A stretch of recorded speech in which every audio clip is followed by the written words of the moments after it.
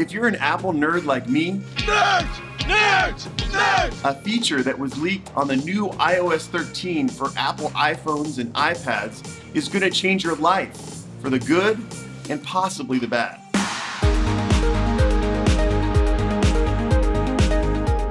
Hi everybody, I'm Ian Corzine, bringing you the legal side of social media. Today we're going to tackle all those leaks and rumors about iOS 13, Apple's operating system, and then dig a little deeper into one of the new features that's being announced that I think has some real privacy dangers that you should know about. iOS 13, codenamed Yukon by Apple employees, is set to be announced in June of 2019 and then released to the general public in late September of 2019.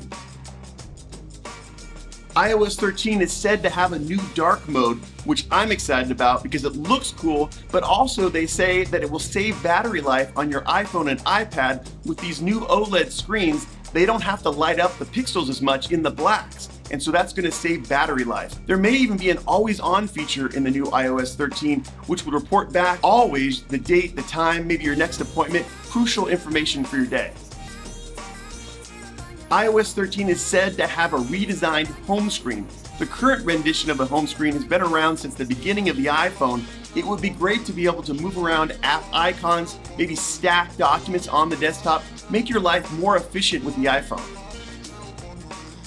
iOS 13 is also said to have the ability to run two separate instances of the same app side by side, kind of like what iPad has now for different apps. I love this for doing research. You could think of a situation where you have two instances of Safari with different web pages on there that you could do research with. News is that they're going to substantially redesign CarPlay for iOS 13, which is great news. They're going to add a dark mode, which will really help. A lot of times when you're using CarPlay, it's just too bright at night. And additionally, they're going to add new apps to CarPlay besides the typical ones like Waze and Shazam and Pandora. iOS 13 is also going to have a magazine subscription service. We think it's going to be attached to the News app. That would be great. I've been using Texture for a long time and I like it. It's just hard to navigate. I'm hoping Apple, with this new release of iOS 13, creates an awesome experience for reading magazines. And as everyone knows, Apple spent $1 billion last year in 2018 creating their own TV shows and movies and other original content. We expect with iOS 13 there to be a separate app so that Apple users can watch this content. Earlier on in January of 2019, there was talk of Apple including in the new iPhone, maybe the iPhone 11, some rear-facing cameras that had some really cool 3D effects that could actually project reality 15 feet away from the phone. We're hearing now that that's been shelved. That will be included in the 2020 iPhone. What I'm really excited about is the new iPhone is expected to have a USB-C port. They included this type of port in the iPad Pro, and I love it. I can use my computer charger to charge my iPad Pro. There's also talk of the new iPhone having a faster CPU and faster Face ID. Frankly, I think the Face ID right now is amazing, but they're going to make it faster, so let's do it. So in general, I'm really excited about all these new features of iOS 13 and the new iPhone to be released in 2019. However, there's one feature that we've not talked about where I see some real legal issues, some privacy concerns that we're going to have to contend with. Let's get into it. Currently, if your iPad or iPhone has live photos enabled, whenever you turn on the Photo app, the app itself begins to record video and audio 1.5 seconds before you press the shutter button and 1.5 seconds after you press the shutter button. Let me show you how it works.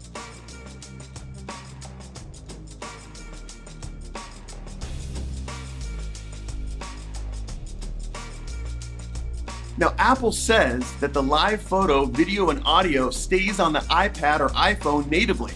But I know that's not true because recently I sent a live photo to a friend and the friend got not only the picture, but also the video and audio recorded. Now, normally this is great. This is the whole reason for live photos. You can create GIFs out of this video and audio recording. You can find the one frame, the perfect picture in all the many that it takes. The other thing is also, it's a great memory tool. I always think of that one Apple ad where they showed a guy taking a picture of a waterfall, and then when you press the live photo, when you hard press on the actual photo, you see not only the waterfall moving, but you hear the sounds, and that's a great memory to have.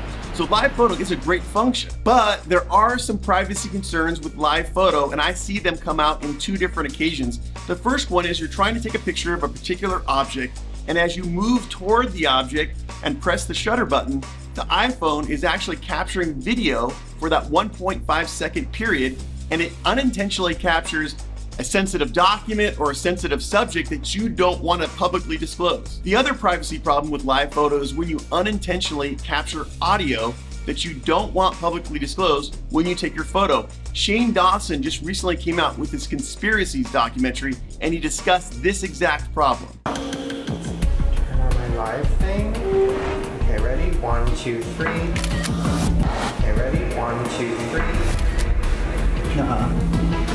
1, 2, 3. That's crazy!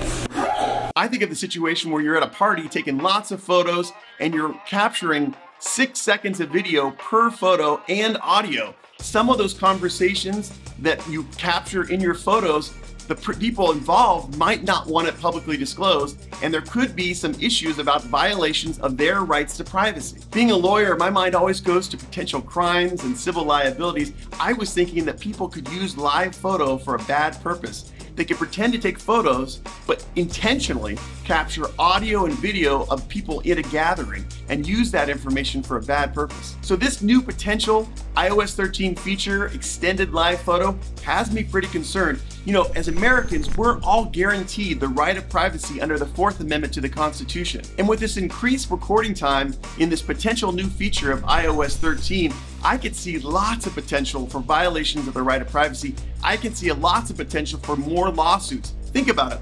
You send live photo to a number of people and publicly disclose unintentionally captured both video and audio. Someone is going to have a problem with that. What I think would be really interesting is all those defenses that you're going to see to these right of privacy lawsuits. I mean, right of privacy, in order to prove a violation, you require intent. You have to intentionally violate the right of privacy. But in these situations, with this extended live photo feature that could be in iOS 13, there is no intent. The person just took a photo and didn't know that they captured this audio and video of third parties. All right, that's enough about iOS 13. If you'd like to join the Heart of the Matter Facebook group, there is a link to it in the description section below. I'd love if you joined. We talk about in more detail the subjects that we talk about in our videos. We also give you notice of live giveaways and their free legal templates. If you like this video, hit the like button, and if you subscribe and hit the bell button, you'll be notified every time I put out a new video. We've been talking a lot about Apple's iOS 13 today, which brings to mind Apple's Siri for your iPad or iPhone. Do you want to learn tips and tricks on how to use Siri to maximize your professional life? If so, I made a video just about that. You can watch the video by clicking the card here. All right, I'll see you guys next time.